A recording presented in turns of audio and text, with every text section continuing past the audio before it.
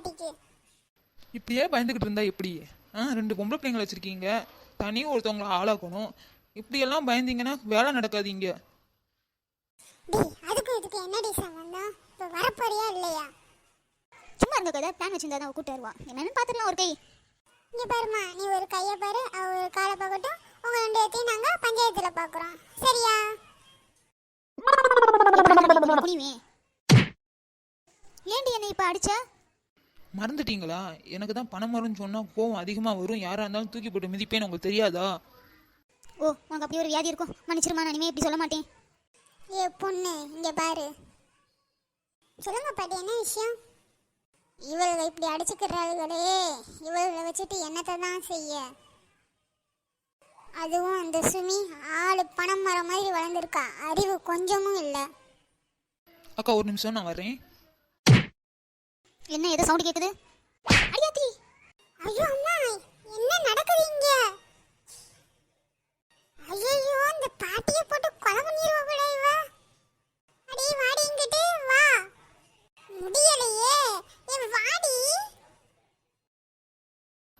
அக்கா சும்மா இருங்க, இந்த கிழவி வீட்டில் ரொம்ப வையுது, அதுதான் தூக்கி போட்டு நாலு மிதி மிதிச்சேன். நாலு மிதியா? ஐயோ, நம்ம நல்ல வேலை ஒரு அடியோட தப்பிச்சோம். இல்லைன்னா நம்ம இப்படி எல்லாம் அடிச்சிருந்தானோ உயிரோட இருந்திருப்போமா என்ன? பாவம் பாடி நாமியா பார்த்தா தான் பரிதாபமா இருக்கு. ஏய் அதுக்காண்டி சாவர மாதிரி அடிக்கிற?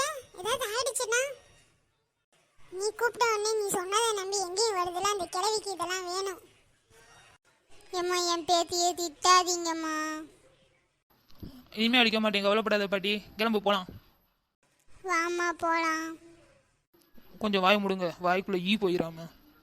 அம்மா தாயை வாய முடியறமா, என்ன அடிச்சிடாதம்மா, பயமா இருக்குது. பயப்படாதீங்க, பணம் வரும்னு சொன்னாதான் அடிப்பேன். அக்கா இவன் இன்னைக்கு ஏதோ பெருசா சூனியம் வைக்க போறான்னு நினைக்கிறேன். ஏம்மா அவ கூட சேர்ந்துட்டு போகணும் போகணும்னு கதறிட்டு இப்ப அவளை மட்டும் மாட்டி விடுற? நீயும் சேர்ந்து தானே கூட்டு வந்திருக்க? இங்க பாருங்க எல்லாரும், இப்போ இங்க நம்ம மாங்காய் பறிச்சு சாப்பிட வந்திருக்கோம்.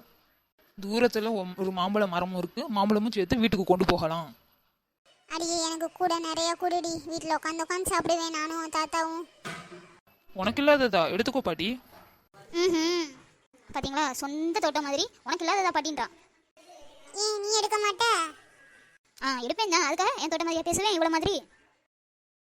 இங்க பாருங்க, இங்கேயே மாங்காய் எடுத்து உட்காந்து சாப்பிட்டுட்டு நம்ம கிளம்பிடுவோம்.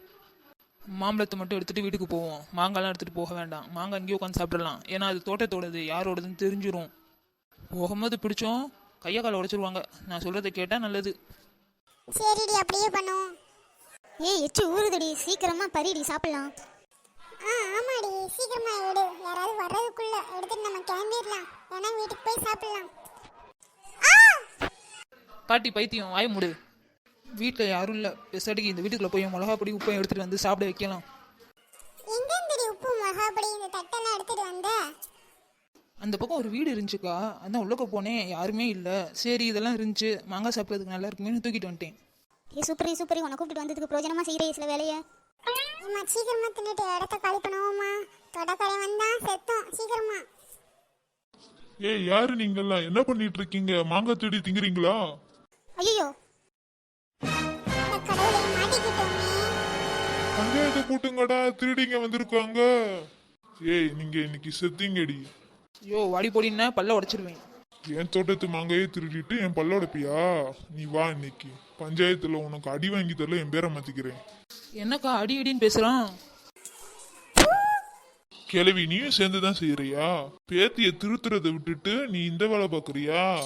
இரு உன் புருஷன்ட்ட போய் சொல்லி தரேன். ஐயோ ஐயோ பாட்டி ரொம்ப பயப்படுது, பல்லு ரொம்ப கடிக்குது.